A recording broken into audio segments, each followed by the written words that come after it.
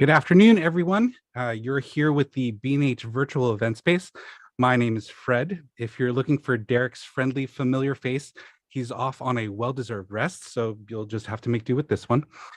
Today, we're going to learn how to choose the right lens with Kristen Ryan, and it's hosted by Sigma.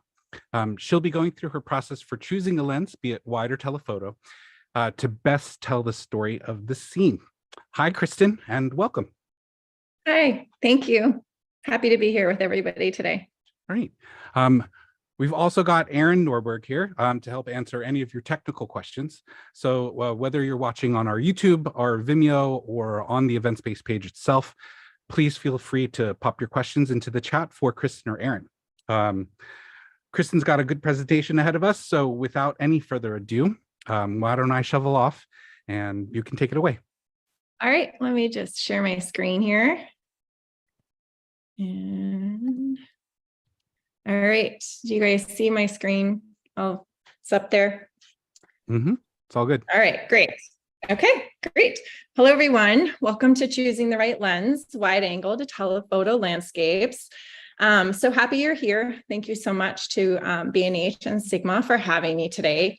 I'm really excited about this topic because it's something I'm very passionate about, using multiple focal lengths and how I go about choosing what lens, what focal length to tell my story and various stories within a scene. Before we dive in, I just wanted to introduce myself to those who may not know me. I'm a landscape and nature photographer from the Midwest. I've lived in or outside Chicago for the last 29 years. I'm a mom of 4 kids ranging in ages from 12 to 17. And being a mom of 4 kids and a landscape photographer, I'm pretty busy, and sometimes it's hard to manage my time with both of those things. It doesn't always allow me to get out and explore as much as I'd like, but it definitely makes me value my time in nature and with my camera even more. Although I've lived in Chicago area most of my life, I grew up visiting my grandparents every year at their home in the Tetons. I fell in love with the mountains at a very early age, and I feel it's really where my love of nature was cultivated. I've always loved to capture my life and travel with my camera, but it was really 2011, shortly after my twins were born, that I finally took the plunge to learn how to control my camera. I dove right in, and it's just taken off since then. But not long into my learning, I took a solo trip, escaping my 4 little kids, out to the Tetons, hiking and exploring with my camera. And that's really the spark that led me to landscape and nature photography. A few years later, I started to teach an online landscape photography class with an online forum. And that really led to the development of this community and group of women that I really started to enjoy. So in 2017, I launched my first ladies landscape photography retreat in the Tetons. Over the last few years, I've expanded those retreats to places like Banff, Chicago, Hilton Head, and Glacier National Park.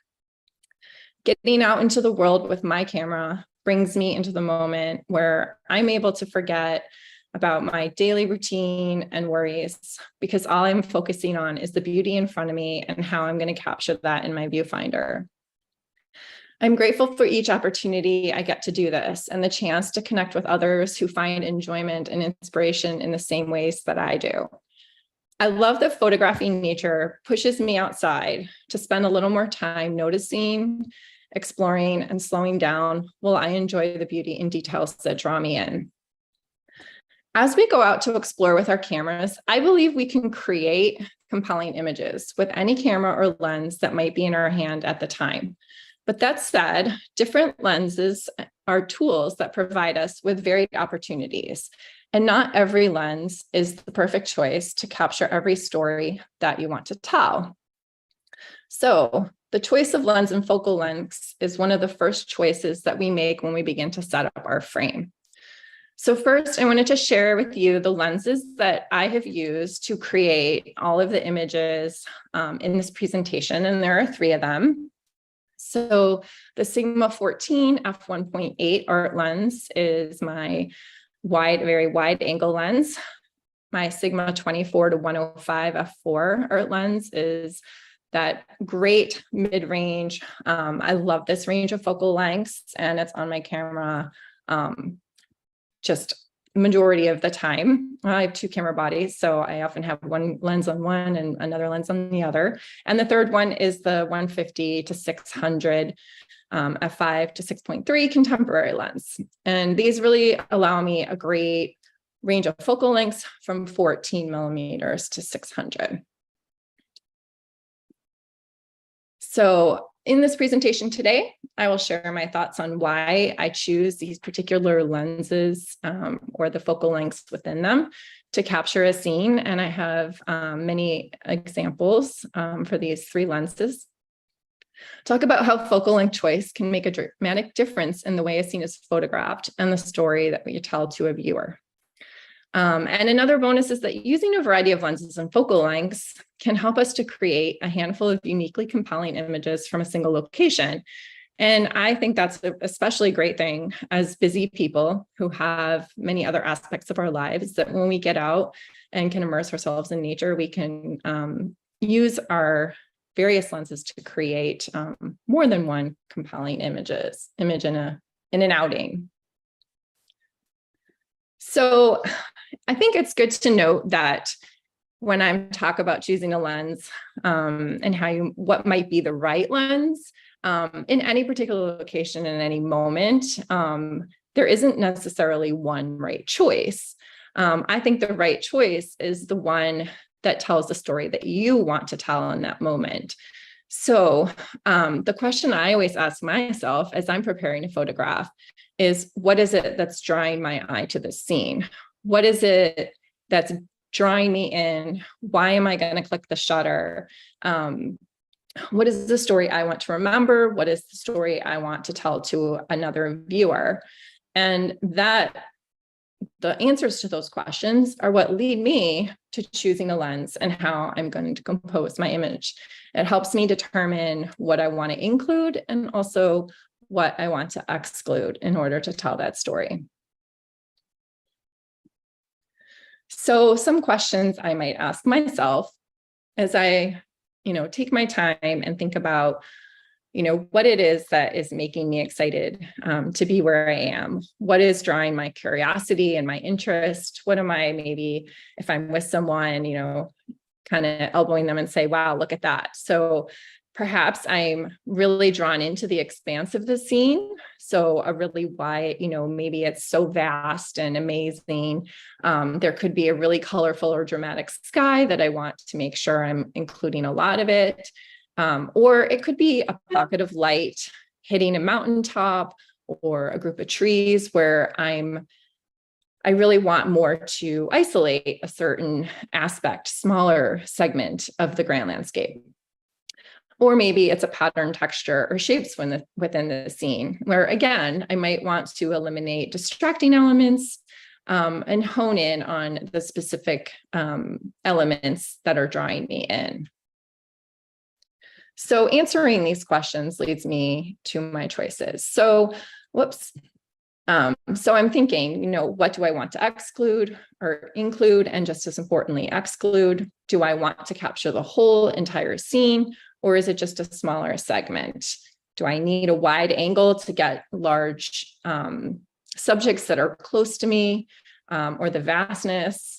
Maybe if the sky is really compelling and dramatic, then often we want to include that, and it will often be a grander scene. If it's kind of boring, maybe we want to minimize the sky or exclude it completely. And then I'm also thinking, is my subject close to me or far away? So those are a lot of the questions. I'm thinking a little more consciously, some, kind of come with practice. It's more instinctual. So to start with, I'm going to talk about the 14 millimeter f1.8 and what I think is fantastic about it. And when I choose that, I love the 14 millimeter lens because it captures a lot of environment, and it's great for capturing those large objects that are close to you in the frame. So like really close mountains, or especially if you want to capture sky, mountains, a distant subject and foreground, and be able to get all of that into your frame. So again, it's fantastic for maximizing those dramatic skies, and it's really excellent in low light and night photography. So this image, for example, in Glacier National Park, this was during blue hour, and at Mini Glacier, and the mountains are huge and they're pretty close to you. And I wanted to get that expansive view, including rocks in the foreground, plus enough sky. 14 millimeter was the perfect choice for that. I have up here cons, and they're not necessarily cons, but maybe things if you just, thinking about how you're telling your story, it's good to be aware that there does sometimes with these really wide angle lenses to have a little distortion around the edges, and that's pretty common. So just to be aware of that, and you can fix it or embrace it. And then really wide angle lenses make objects appear smaller than they are and further away. So for example, these mountains, when you're there, they feel really, really impressive. And the widest angle lenses get a lot into the frame, but they do make those mountains or city buildings feel a little bit smaller than they do in person. So if you're going for, I want to make these objects feel really big and impressive, then the super wide isn't maybe your best choice. But if you want to get a really wide expanse and you want that sky and foreground and everything in the frame, then it's perfect. So it's just something to think about when you're choosing to use a wide angle lens. So here are some images where I also choose to use a 14 millimeter 1.8, and it was perfect for the scene. This is Banff National Park. This is Bow Lake, and it is an incredibly impressive, wide, vast scene with just this huge main mountain peak in front of you, mountains on either side. I was there in early November of last year. That's when this image is from, this truly breathtaking sunrise. And I wanted to capture these little ice flowers on the surface of the lake in the foreground and get, the mountain's reflection and the top of the mountain as much as I could. And the 14 millimeter was just perfect for this. This is, just what I needed to capture this scene and bring it home where I could feel the way I did in that moment. Here's a completely different scene in which I chose the Sigma 14 1.8. This is on the coast of California near Dana Point. And I chose the 14 here as I wanted to compose this with a lot of foreground, all these rocks that were really beautiful leading up to the ocean. A slower shutter speed to get that soft water. I wanted to include that cliff in the distance, and you can see that tiny little moon up in the sky that is not certainly prominent in the sky, but it was something I wanted to include here in the frame. And the 14 was perfect to really include this whole scene and just that feeling of the wide open ocean in front of me. Here's another scene from Glacier National Park that is 14 millimeters. And I chose this lens here because I was standing at this viewpoint at Sun Point, and the sky was incredible. You can kind of see there are like storm clouds forming over to the right, a little hints of light. And I loved the rocks that were on the ground in front of me as well. So I got all the way down on the rocks, and I did have to focus stack this just for if anyone's wondering about getting that whole entire scene in focus. I had to do that in this particular image, but the 14 really allowed me to get, right on the ground and get all the way from that foreground plus a lot of the dramatic sky. So this was perfect. The mountains here, again, mountains feel a little smaller with the super wide. But for me, this particular shutter click was all about the atmosphere and the vast environment, mood, and all the elements of where I was standing. Here's a great example of that night and low light. This is blue hour. And also this is where I had mountains fairly close to me. And I wanted to also be able to capture that foreground as well as, a fair amount of sky. This was pre-Milky Way shooting during the blue hour, and some clouds had floated through. So I wanted to use a long exposure, capture the cloud movement. You can see a hint of the Milky Way starting to come up over in the very left side of the frame. But the 14 really allowed me to photograph this, wider environment of the mountains, the lake, and the sky above. Here's an example of how it's really great in cities, especially when you're close to the buildings. This is in Chicago from a couple of years back in the spring, shooting along one of the bridges. I love the line of the river here leading towards the Trump Tower.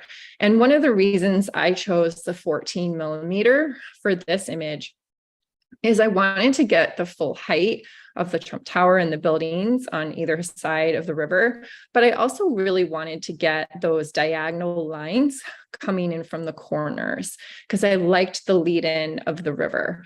So the 14 allowed me to get all of that in the frame and keep those sides in the frame. And on the left, my image actually goes a little bit further out than those little hearts on the building. But this presentation crops it just a slightly different ratio. I did just want to quickly note that the moon up at the top was shot with a telephoto and composited in here. The 14, the moon was a tiny little speck. So I did use a telephoto lens and put that into this image so that the final image, the moon would feel as it did to me in person. That's not something I do often, but I did in this image, and just so that no one thinks they can get a moon quite that big with a 14 millimeter lens. I think that's important to note. So I do have some a couple 14 millimeter images in some scenes where I later will share locations where I have images with different focal lengths from one morning or evening. But now I want to talk about the Sigma 24 to 105, why I love this lens, and share with you some images that I have taken with it and why I chose this lens and why I love it. It captures that wider environment at our wider focal lengths of 24 millimeters and, some of the other little bit closer in, but we can also zoom in for more detail. And it's such a versatile range, 24 to 105. It's on, I have a Z6 and a Z7 too, and it's usually on one of those bodies all the time. Often I'll have my 150 to 600 on the other and then change in the 14 when I need that really wide view. The 24 to 105 gives us that real life view more as we see it with our eyes in those middle focal lengths. And there's very little distortion. So you kind of, some of it, you don't get those edges on the side like the really wide angle. So some of my favorite images with the 24 to 105. Here, the first one, this is a beautiful sunrise at Taggart Lake and Grand Teton National Park. And this is a 36 millimeters, so not the widest of this lens, but on the wider side. And here I chose to use a 36 millimeter focal length as I wanted to include some sky up to where the clouds, sort of to where the clouds were. I didn't have a lot of clouds above the ones you see. I wanted to include the mountains reflection and some of the, the water in the lake. So some beautiful foreground. 36 allowed me to keep the mountains not too far away, not too small. They feel impressive, but I was also able to include a lot of environment here. Similar, this one is at 48 millimeters. So this gives us a little bit closer in view, making the mountains a little more prominent in the frame. This morning was pretty magical. As soon as the sun started to come up over Mount Rundle, all this fog came in and got lit up by the sunlight. There weren't any clouds above this scene, so I zoomed in a little bit more to take away some of that negative space that would have just drawn the eye away from the highlight of the sunburst and the fog and the mountains. But on the flip side of this image, while entranced by the mountains and the light there, the light kept changing through the fog and the trees. And this was taken that same morning. There were so many intimate scenes within these fog and trees that I couldn't even possibly capture everyone. But this one is my favorite one. And I was really drawn to the way there were some like diagonals and triangles, and the play of light and shadow, warm and cool tones was really intriguing to me. So here I used the longest of the 24 to 105 focal length, so 105, to really isolate the trees, fog, and that light and color contrast. So two very different images, both favorites of mine, but just completely different, just by responding to what I was looking at. And, you know, sometimes in a case like this, I could barely capture everything that was intriguing to me because the light kept changing, and it was so incredible throughout the scene. This is another example at that longer focal length of 105. And this is in Glacier National Park. It was a rainy morning as the rain started to finish, went out driving, and along one of the mountainsides, there was all these low clouds and fog floating through these evergreen trees.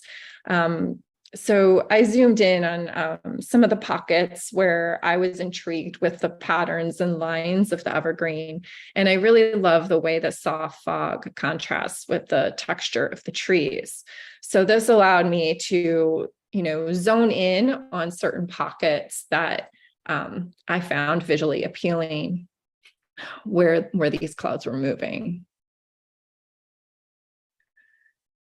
Here's an example of two images that were taken in the same location, same afternoon, just using the 24 to 105 at either end. So I went up to Hidden Falls in Grand Teton National Park one late afternoon. This was, I think, June of last year. So I spent an afternoon there. I hadn't been up there in a while, and I ended up having like an hour to myself, which was kind of crazy. But I started out, since I hadn't been there for a while, wanting to capture the full falls. So that's what you see in the upper left. And then after I photographed the full falls, I kind of sat there and just kind of watched. And one of the things that had really drawn me in was the way the water was really splashing at the top. They were full of water. There was, you know, the water changes over the course of the seasons, and there was a lot there just spraying. So in that bottom right image, I zoomed in tighter and just captured that spray and feeling of a lot of water up there at the top. So two images, one wide and one tighter in. Oops. And then here's another example, not the extreme focal lengths of the 24 to 105, but also using the 24 to 105 at a wider and longer focal length. So on the upper left, we have 32 millimeters. And this was perfect for me here. This was a morning, it was raining when we got there, just incredible sunrise. The rain went away, still sort of stormy light coming through. And I wanted to capture that whole feeling. I really is careful to capture that left side of the Snake River as it goes down toward the mountains. And I wanted, you know, some of that dramatic sky and some grasses in the foreground. The 32 millimeters allowed me to fit that all in the frame, but also not going too wide in order to have the mountains a little bit bigger than, say, if I'd used my 14. So, you know, that is kind of the thought process that goes into, you know, why I would choose that particular lens and focal length. And then down on the right, I zoomed in a little bit tighter. I took out the water and just zoomed in more on the mountains as that pink light, soft golden pink light hit the Grand Teton at 75 millimeters. And this brought the mountains even closer, really kind of makes it about that, the mountains and that light right there. So a little bit different story, just by, it's a different moment, but also taking advantage of that moment that was grabbing me and telling a little bit different story. So moving on to some things I love about the 150 to 600 f5 to 6.3 contemporary lens. I use this lens all of the time. I bought this lens a whole number of years ago, thinking, I'll use this for, the occasional wildlife I see when I'm traveling. Maybe my kids were playing like soccer at the time, like outdoor sports. And I kept taking it to the Tetons, and that's where I really started using it. Not only for the random wildlife I'd see, but I started using it quite often for landscape photography and intimate landscapes, and discovering the more I used it, the more I loved it. And I just use it all the time. And it has so many benefits because it lets me zoom in on far off scenes that I can't get to with my feet. And that is with landscape photography, that's can be the case. We can't get to a tree across the water. We can't get closer without using a telephoto, or the tip of a mountain peak. There's so many situations where we can't physically get closer. And this lens allows me to do that with my camera. It isolates details in an otherwise busy scene, and it also eliminates boring or distracting elements. So when we're talking about, what we want to include or exclude, this lens really helps you to zone in on what you want to include and take out some of the distractions. So it allows me to focus on shapes and textures, pockets of light. It's a really great choice for less than ideal conditions. When we say less than ideal conditions, it might be less than ideal conditions and then it's raining, or just conditions that don't necessarily allow for great grand landscapes. And as talked about, it helps to bring a subject closer, enhancing its size and its presence, the opposite of what a really wide angle lens does, and making something feel smaller or further away. So a quick note about this lens when using it, it is, it's as a large telephoto lens, it's bigger, it's a little heavier. If you're able to use a tripod to help you out, I highly encourage you to do so. But I do often use this lens handheld, and through my own experience, I've discovered for me that I tend to need a minimum of 1/1000 shutter speed when I'm shooting handheld. I would encourage you to find your own happy place. We're all a little different in terms of our steadiness. I can sometimes get away with 1/800, but I'm usually 1/1000, 1/1250. And when I'm using it handheld, sometimes I do find it easier to nail in that pocket, the scene that I want. And if I'm not using the tripod or can't for whatever reason, I'm not afraid to raise the ISO in order to make sure that my shutter speed is high enough so I don't get that camera shake and blur. So just a couple tips I would suggest keeping in mind from my experience. So some examples to start off with. This is just a perfect example of how I often use this lens in less than ideal conditions. This was a really rainy day in September of 2019. In the Tetons, it was just kind of blah, like overcast, drizzly, raining, and still went out exploring to one of the lakes, and it was drizzling. The grand landscape was, not too exciting with the white sky, but the clouds were floating through these evergreen trees. And so I just grabbed the 150 to 600 and found some pockets of the trees where I really liked the pattern they were creating, and this was one of my favorite images from the trip and definitely very unexpected. So I have found that it often will help me create images that aren't something I would have dreamt that I would take and love. So it has taught me from when I started using it to definitely always have an open mind. So here's a great example of responding to something that draws your eye, makes you stop and think, and then figuring out how to capture it while eliminating distractions. This was in Smoky Mountain National Park. I was pulled over at one of the overlook pullouts, actually photographing a different direction where the light was just illuminating lots of fall colors. And I would, as I always do, I kind of look all around me, and I was drawn to this interesting branch. And the way that there were, such a rainbow of colors from red, yellow, orange, green, surrounding it. But right under this branch area, there was the park road, and there was just constant traffic because it was a really busy time. So even though this one spot was interesting, the wider shot was a little bit distracting. So my 150-600 at 200 millimeters allowed me to capture these fall colors and this interesting branch while eliminating the distraction of the road and the cars. And you would never know there was a road there. So that's kind of fun. This is also an example of eliminating cars and traffic. This is from I was standing at the parking lot of the iconic Oxbow Bend. And this peak sits a bit off to the right from where is like the main iconic shot of Mount Moran. And while I was out there with one of my ladies' retreats, we were working on long exposures of clouds over Moran. And I was looking around and noticed these beautiful lines of fall colors developing with the clouds over this peak.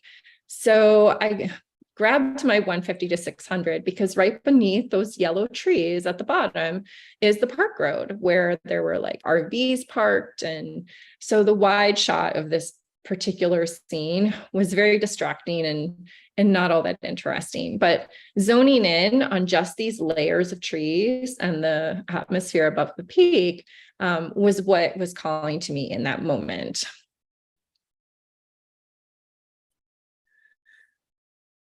This is an example of an image that I would definitely have never dreamt of taking. In July of 2020, I was out in the Tetons with my family, went out for sunrise while they slept. And then while I was driving back to them, I noticed sunlight streaming through trees on Blacktail Butte. And not the whole butte, but just certain pockets of light. And I couldn't just pull over on the highway, on the park road, wherever. So I kept on driving and kept on being drawn to this light, and finally found a place I could kind of turn onto a different street and pull over in a little pull-out spot.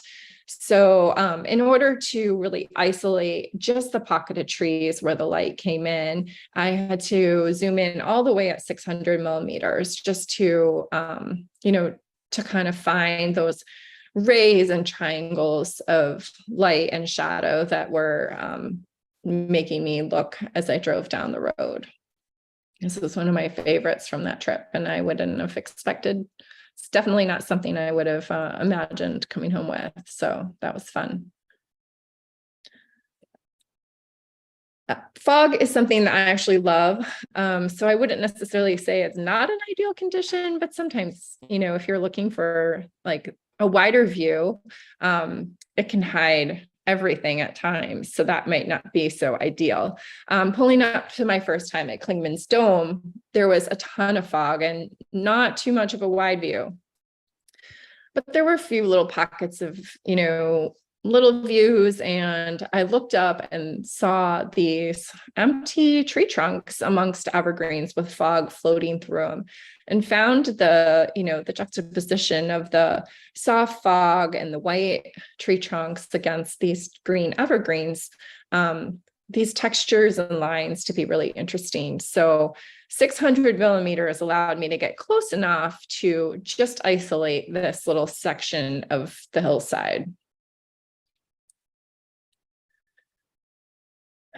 This is a situation where I actually spent quite a bit of time shooting wider. This was a sunset in, I think, fall of 2019.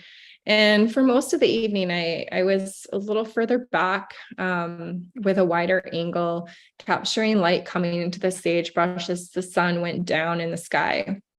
And I had walked over to the car, I think, to maybe grab a jacket or grab something or put something in the car. And as I turned away from the car, the sun had gone behind the mountains, and I looked up, and this triangle of light was just covering the tips of the peaks, including the Grand. And I was like, wow, that's amazing. So I grabbed a longer lens, because at this point, the light was really isolated to the mountain peaks, and a little bit of light coming into the foreground, closer to the mountains, not so close to me. So 150 millimeters allowed me to isolate that light just on the peaks with the fall color below.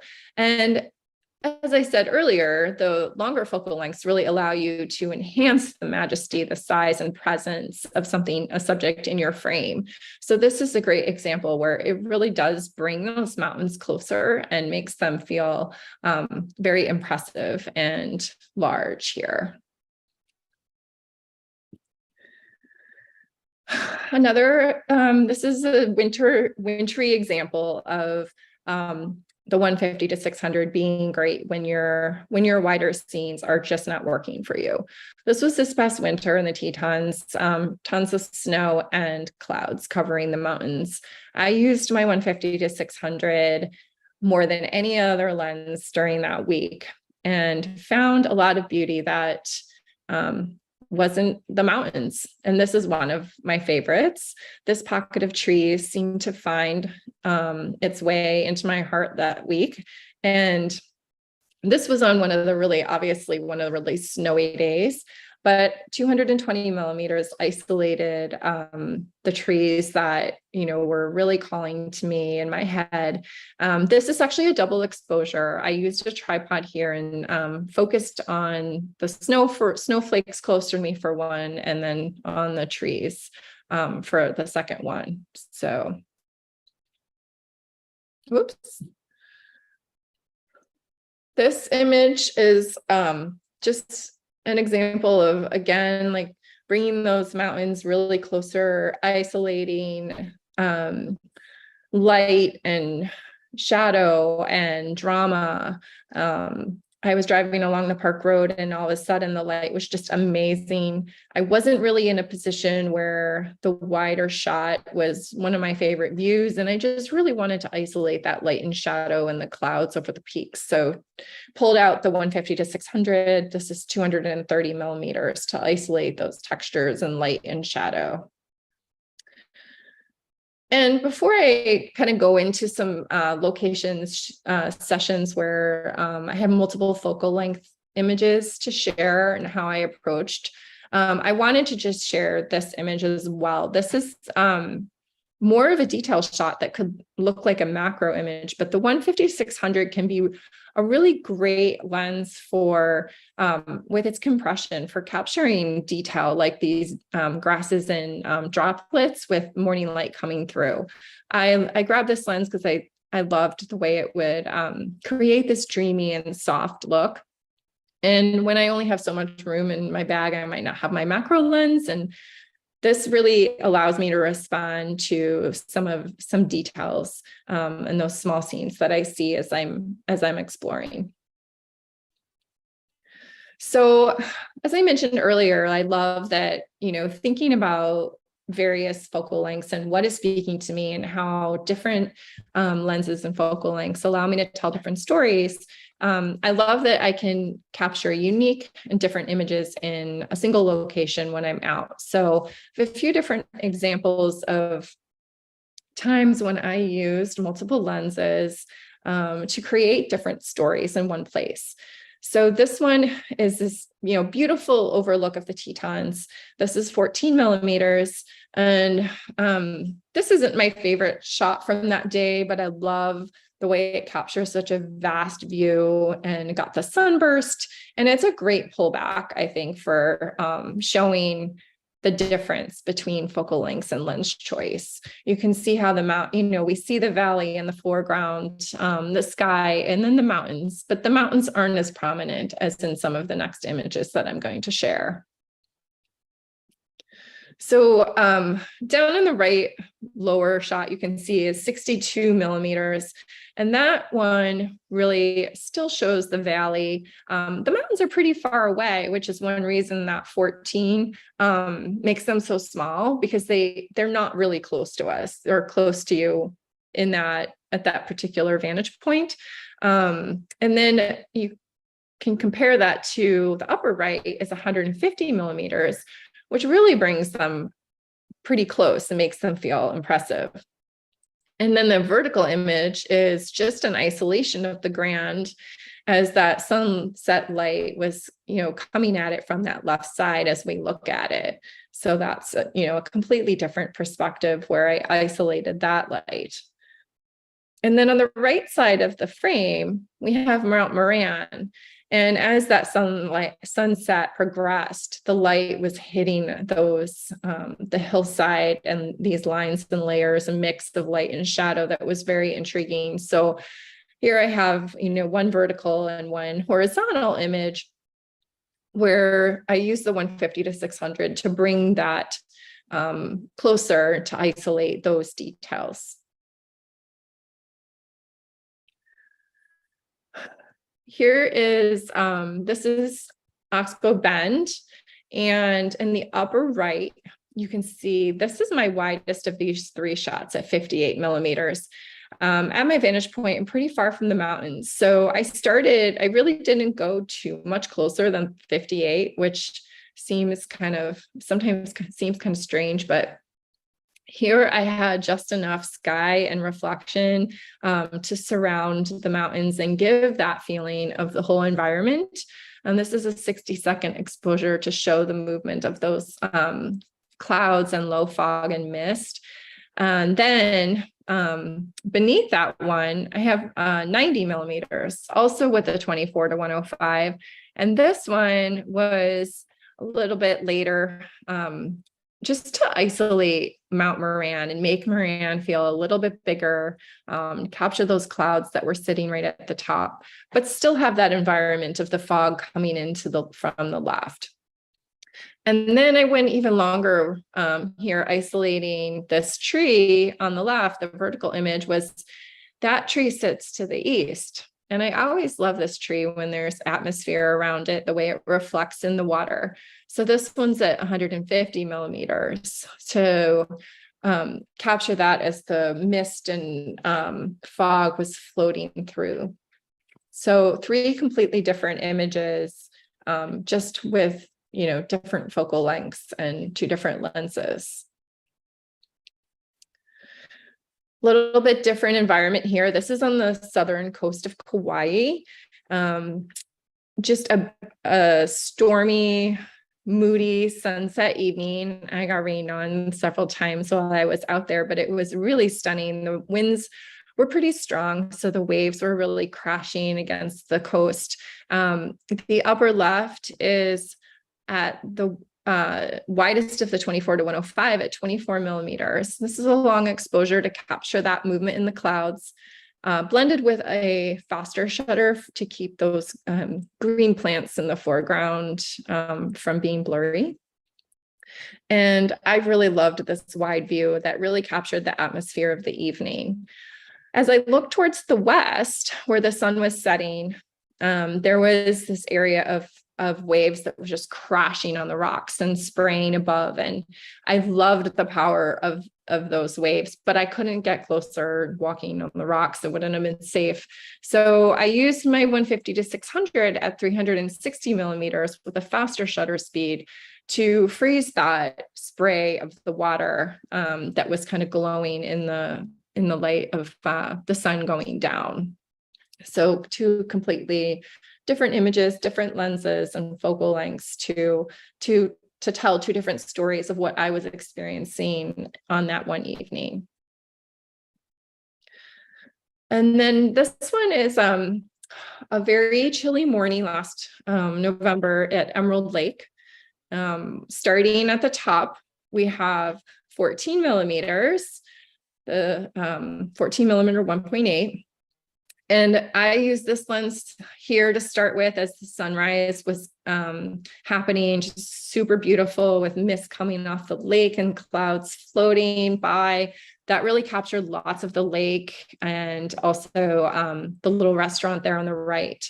But as the light changed and the clouds floated, I also noticed a lot of interesting scenes, in the mountains across the lake and just various details. So on the right side below, this one is with 95 millimeters. I would love the way the light and shadow and clouds were floating across these mountain peaks. And then two more from that morning. Upper left is also across the lake in those mountains, just noticing the shapes and the light as it was hitting some of those trees that were dusted in snow. That one's at 600 millimeters, so zoomed in pretty tight. And then on the bottom right are those some frosty branches that were sitting in the lake. I loved those details, super snowy. So 600 millimeters to isolate them in their reflection. And I kept that one with a really cool white balance because that morning was like -13. So it was crazy cold and I wanted that image to reflect that. Just a couple more I'll quickly go through because I know we're running out of time. I think there's only one more after this set. These were both captured in one of the pristine lakes in Grand Teton National Park. And this one on the top, the top left, it should be the top, it says the top right, but it should be the top left is 14 millimeters to get that sky. It was a beautiful sunrise. So I wanted the sky, the mountains, and the whole reflection. And being really close to the mountains at this lake, in order to get all of that in, you need to go, you need a wide angle. Otherwise, you can't get a lot of it in. So that was perfect to capture that full scene.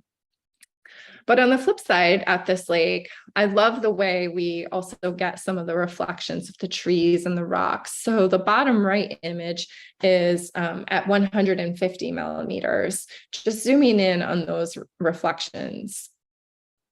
And this is the same lake.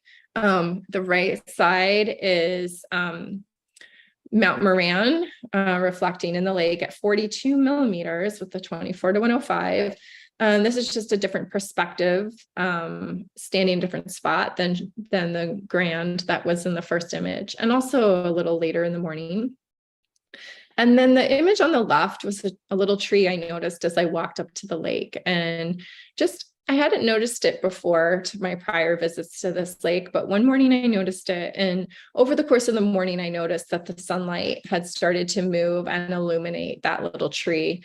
And later, just a little bit, the rock started to get some light. And so I used my 150 to 600 at 150 millimeters to just isolate that little tree and frame it between the trees on the left and the rock on the right. So 4 different images with different focal lengths, and of course responding to how the light changes as well, because as the light changes, conditions change. Sometimes we have different things are brought to our attention that make us interested and curious. And this is the last scene, just 3 totally different images, different focal lengths from a morning at Schwabacker's Landing. On the upper right, you can see 24 millimeters to capture that just after sunrise light coming in. And then after sunrise, walking along the path and noticing these gorgeous sun rays coming through the trees, which you can see in my vertical image on the left. I used a 105 millimeter focal length so that I could really isolate those rays and make them feel a little more prominent in the frame. And then I also had those details of lupin lit up against a darker background and zoomed in here for some compression at 360 millimeters with my 150 to 600. So 3 completely different images, all from the same location, same morning, just from wandering around and choosing a lens based on what I was seeing. So conclusion is, lens choice plays a big role in capturing your creative vision and how you tell your story. And just, depending on what you choose, what you include and what you exclude can really determine what comes across in your image and what you're telling the story of. Using multiple lenses and focal lengths can also open up your creativity and allow you to respond to different things in a location. And then you can come away with multiple unique and different images from that same location to help you tell a greater story of that place, of your experience there, and your memories of it. So lastly, again, here are the 3 lenses that I used to capture the images throughout this presentation. So I hope that maybe this will give you a little inspiration next time you go out. And if anyone has any questions, I am happy to answer them. Great. That was awesome. Thanks. You have a great flow of images. It was awesome to see, especially the same scenes and how they're treated between the 3 different lenses. I think it's going to give some people that are probably sitting on only one lens when they come out a little more leeway or a reason to bring out more of their lenses with them or to pick up one. Before my own questions, let's go to who's more important, the Okay. watching at home. We have a comment and questions from a gentleman named Garrison on the Zoom. He says, gorgeous and mystical imagery. Your work feels like a synthesis of the films Narnia and A Hidden Life. He has 3 questions, so we'll go one by one. Okay. Have you done cinematic photography images that look like frames from a movie? I guess, were you ever inspired that way? I wouldn't say so. No, I feel like I'm just more inspired by my own feelings out in nature rather than reflecting back to films. Not that would be a bad way to be inspired. I just feel like I most get inspired because I'm immersed in a place that takes over how I'm feeling. Yeah. Great. Yeah. Who are your photography heroes? Oh, goodness. Well, I don't even know, but there's one person that has always inspired me is Tom Mangelson, partly because he's one of the first photographers I was familiar with. He lived near he still actually lives near where my grandparents lived in Wyoming. So I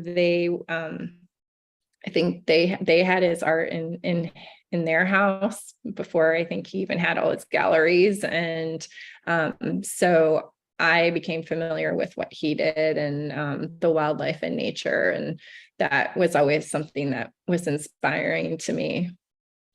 Tom Ingelson, you said? Thomas Mangelson. Mangelson, yeah. Awesome. Yeah, he's from Wyoming and he does wildlife and nature photography. Yeah. And then Garrison's last question is, are you familiar with the slow photography movement? And he has a couple names listed. Yes. You are? Okay. Yes. So there you go, Garrison. Yeah. Yes. And I know the people who brought that about as well. Yeah. I embrace that principle of slow photography and taking time and making that connection to where I am, to the nature before I mean, of course, if like light is overcoming you as you know, are driving or something, that you respond to it. But also just taking that time to let the nature speak to me and kind of guide me towards what I want to photograph. Yeah. Thank you for your questions. Thanks, Kristen. We actually have another question coming in from Tina Robinson on YouTube. And it sort of plays into my question a little bit. She's asking, what tripod do you use? And I'm going to expand on her question a little bit more. So we've went over the lenses, but are there any other accessories that are a must-have in your bag at all times? Oh, sure. Well, so the tripod that I have is the Peak Design travel tripod. And I love it. I love it, love it, love it, because it's so light. It's so easy to use. Like putting the camera on. I have an L bracket on my camera bodies. It makes it super simple. So I actually have two of those tripods, because sometimes if I'm doing like a long exposure and I want to be able to, or a time lapse and I want to do something in a second, like sometimes I'm using two tripods, and I actually used to curse the other one. So I finally just got a second one. Actually, I try to keep one just as beach and one non-beach because of the sand and salt water. It's like unavoidable.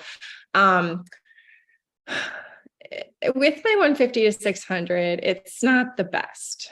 I will say that, but I deal with it because it really works for everything else that I need right now. So, and since it's light enough, you're actually willing to bring it out with you in the first place. Yeah. And I will use it with that lens, but like I wouldn't like walk away from it. Mm-hmm. You know, I mean, I'll use it for extra support. It's just I don't know, if I wouldn't think it's the ideal tripod for if you're always using like that lens on a tripod.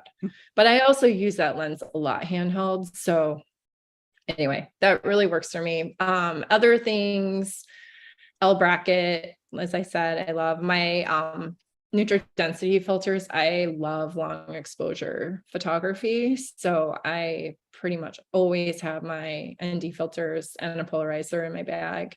Trying to think what else. That comes to mind immediately as something that I always have, which obviously if I'm doing long exposures, tripods go along with that. So yeah. We have a question from Marcelino on Vimeo. How do you feel about prime lenses? Well, from the 14, it looks like she's a backer of at least one of them, definitely. Yeah. I think prime lenses can be great. I think whatever works for you in what you find you're photographing. I do obviously tend to use the zooms a little bit more, because they give that versatility when you can't be moving. And I like to be able to frame my composition as much as I can in camera without having to, crop too much. So from that respect, having the zoom and, less ability with landscape photography to get closer or further away in a significant way, obviously, you can back up, but like, it's not going to get you much or, much further from the tree or, or you can't get closer on the shore of a lake to a tree, So from that respect, I guess I lean toward the zooms, but I love my 14, so I'm not opposed to prime lenses, and they definitely also are great for astrophotography if that's something. I know I didn't really have any night sky images in this presentation other than like the blue hour, but that 14 I use all the time for astrophotography. And if I wanted to do something closer, I probably will get another prime for that. So I think they're great for a lot of things. Yeah. Aaron, did you notice any questions come in that you think would be good? I think we've got everything covered that's come in so far. All right. I have one last question for myself. Looking Okay. at the camera information that you had up when Yep. you were showing the images, D810, D850, and then eventually Z6, Z7. Have you found the transition with these lenses to be smooth? Yeah. I'm asking for the people that are currently DSLR shooters and thinking about mirrorless in the future. Yes. Yes. Yeah. So some of my, I did have an 810 and then I had an 850, which I absolutely loved. And then as I started to use the Z6 more than the 850, and then I got rid of the 850 and now I just have Z6 and Z7 too. And these, I don't have any like Z lenses. These lenses, as I switched from my DSLR to my Z6 and Z7, I had no issues. Like they focus well, the sharpness, everything for me, it's been great. I have no complaints at all. I've had people ask me that. I'm like, they're great. I don't have any complaints. So Yeah, I mean, highly recommend. Yeah, if switching over from the DSLR to the mirrorless, the adapter works great. Great. Yeah. That's awesome. Well, we are just 2 minutes past the hour, so it looks like that'll do it for today. Just a reminder for everyone, B&H is celebrating its 50th anniversary with its Build Expo at the Javits Center in New York City.